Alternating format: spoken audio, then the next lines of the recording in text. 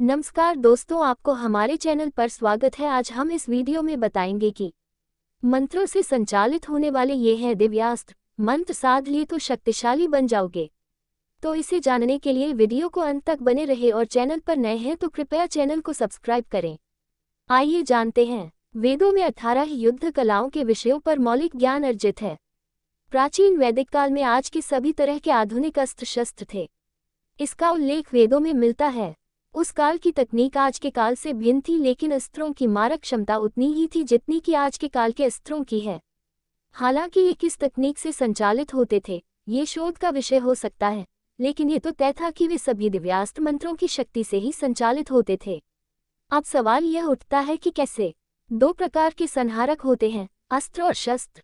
एक अस्त्र, अस्त्र उसे कहते थे जो किसी मंत्र या किसी यंत्र द्वारा संचालित होते थे। मंत्र और यंत्र द्वारा फेंके जाने वाले अस्त्र बहुत ही भयानक होते थे। इनसे चारों तरफ हाहाकार मच जाता था। जैसे वर्तमान में यंत्र से फेंके जाने वाले अस्त्र तोप होती है, मंत्र से जैसे ब्रह्मास्त्र, पाशुपतास्त्र, पर्जन्यास्त्र आदि। दो शस्त्र, शस्त्र हाथों से चलाए जाने के कारण इन्हें शस्त्र कहते हैं। शस्त्र दो प्रकार के होते थे, यंत्र शस्त्र और हस्त शस्त्र। यंत्र शस्त्र के अंतर्गत शक्ति, तोमर, पाश, बाण, सायक, क्षण, तीर, परिघ, भिंदपाल, नाराज आदि होते थे। हस्त शस्त्र के अंतर्गत रिष्टि, गदा, चक्र, वज्र, त्रिशूल, असी, खंजर, खप्पर, खड्ग, चंद्रहास, फरसा, मुशल, परशु, कुंटा, शंकु, पट्टिश, वशी, तलवार, बरछा, बर्छी, कुल्हाड़ा, चाकू, भुशुंडी आदि। उक्त सभी से युद्ध लड़ा जाता था। दिव्यास्त्रों की जानकारी। मंत्र द्वारा संचालित अस्त्रों को दिव्यास्त्र कहा जाता है। प्राचीन काल में दिव्यास्त्र चलाने की विद्या कुछ खास लोगों को ही सिखाई जाती थी। कर्ण ने ब्रह्मास्त्र चलाने के लिए परशुराम से शिक्षा ली थी। इस तरह द्रोणाचार्य ने कौरवों सहित 5 पांडवों को शिक्षा दी थी। अस्त्रों के प्रमुख प्रकार 1 दिव्यास्त्र और 2 यांत्रिकास्त्र। 1 दिव्यास्त्र वे अस्त्र जो मंत्रों से चलाए जाते थे, उन्हें दिव्यास्त्र कहते हैं। प्रत्येक अस्त्र पर भिन्न भिन्न देव या देवी का अधिकार होता है और मंत्र तंत्र द्वारा उसका संचालन होता है। वस्तुतः इन्हें दिव्य तथा मांत्रिक अस्त्र कहते हैं। दिव्यास्त्रों के नाम 1 आग्नेयास्त्र, 2 पर्जन्य, 3 वायव्य, 4 पन्नग, 5 गरुड़, 6 नारायणास्त्र, 7 पाशुपत, 8 ब्रह्मशिरा, 9 एकागिन, 10 अमोघास्त्र और 11 ब्रह्मास्त्र। इसके अलावा कुछ ऐसे भयानक अस्त्र थे जो यंत्र या तंत्र से संचालित होते थे। दिव्यास्त्रों का प्रभाव। कहते हैं कि आग्नेयास्त्र से आसमान से अग्नि बरसती है तो पर्जन्य से भारी बारिश, इसी तरह वायव्य से आंधी और तूफान शुरू हो जाते थे।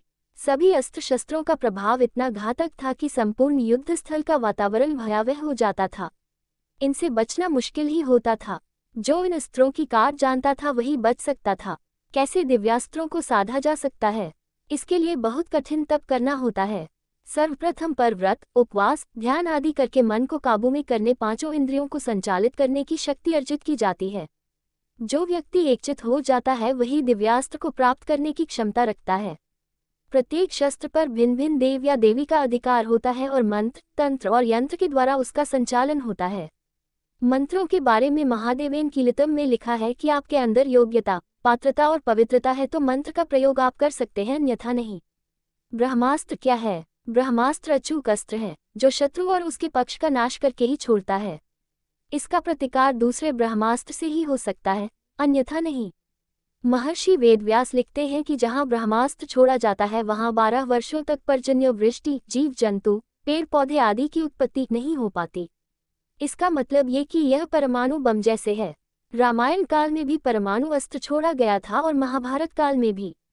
ब्रह्मास्त्र का प्रयोग महाभारत में अर्जुन और अश्वत्थामा के अलावा कर्ण जानता था, परंतु अपने गुरु परशुराम के शाप के कारण कर्ण अपने अंत समय में इसके प्रयोग करने की विद्या भूल गया था। ब्रह्मशिरा, इसकी शक्ति ब्रह्मास्त्र जैसी ही थी। यह एक महाविनाशकारी अस्त्र था। ब्रह्मशिरा का अर्थ होता है ब्रह्मा जी के सिर। इसका प्रयोग महाभारत के युद्ध में श्री कृष्ण, गुरु द्रोण और अर्जुन ही जानते थे।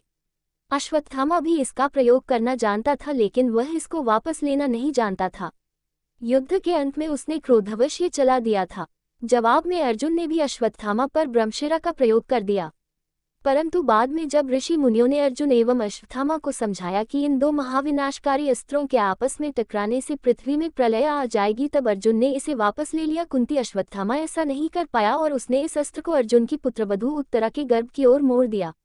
इससे उत्तरा का गर्भ मृत हो गया। भगवान श्री कृष्ण को अश्वत्थामा के इस कृत्य पर बहुत क्रोध आया। उन्होंने अश्वत्थामा 3000 वर्षों बीमारियों के साथ भटकने का शाप दे दिया। बाद में उन्होंने उत्तरा के गर्भ को फिर से जीवित भी कर दिया था। वासवी शक्ति, इसे अमोघ अस्त्र भी कहा जाता है। यह महाविनाशकारी अस्त्र इंद्र के पास था। इस अस्त्र की खासियत यह थी कि इसे एक बार ही प्रयोग किया जा सकता था और यह अचूक था। कर्ण को यह अस्त्र इंद्र ने कवच कुंडल के एवज में दिया था। कर्ण इस अस्त्र का प्रयोग अर्जुन पर करना चाहता था, परंतु कर्ण को वासवी शक्ति अस्त्र का प्रयोग न चाहते हुए भी अपने मित्र दुर्योधन के कहने पर अति शक्तिशाली योद्धा घटोत्कच पर करना पड़ा। पाशुपत अस्त्र, महादेव शिव का पाशुपत अस्त्र महाविनाशकारी अस्त्र है। इससे संपूर्ण विश्व का नाश कुछ ही पलों में हो सकता है। इस अस्त्र की खासियत यह है कि इसका प्रयोग केवल दुष्टों के वध के लिए ही किया जाता है, अन्यथा यह अस्त्र पलटकर प्रयोग करने वाले को मार देता है। नारायणास्त्र, यह अस्त्र भी पाशुपतास्त्र के समान ही महाविनाशकारी है। नारायण अस्त्र से बचने का कोई उपाय नहीं है। यदि इस अस्त्र का प्रयोग एक बार किया जाता है तो समूर्ण संसार में कोई ऐसी शक्ति नहीं जो इसे रोक सके। इस अस्त्र को सिर्फ एक ही तरीके से रोका जा सकता है और वह है अपने सभी अस्त्र त्याग कर नम्रतापूर्वक अपने आप को समर्पित कर देना। क्योंकि यदि शत्रु कहीं भी होगा तो नारायणास्त्र उसे ढूंढकर उसका वध कर ही देता है। केवल इसके सामने खुद को समर्पित कर देना ही इसके प्रभाव से बचने का उपाय है। इस तरह हमने देखा कि दिव्यास्त्र कई तरह के होते हैं, परंतु इन्हें साधने के लिए खुद को तप में तपाना होता है। प्रत्येक दिव्यास्त्र को साधने के लिए वेदों में मंत्र दिए गए हैं। वेदों के वे मंत्र यहाँ नहीं दिए जा रहे हैं। यदि आप चाहते हैं कि आप भी दिव्यास्त्रों की शक्ति से संपन्न हो जाएं, तो इसके लिए आपको वेद और उपनिषदों का गहन अध्ययन करना होगा।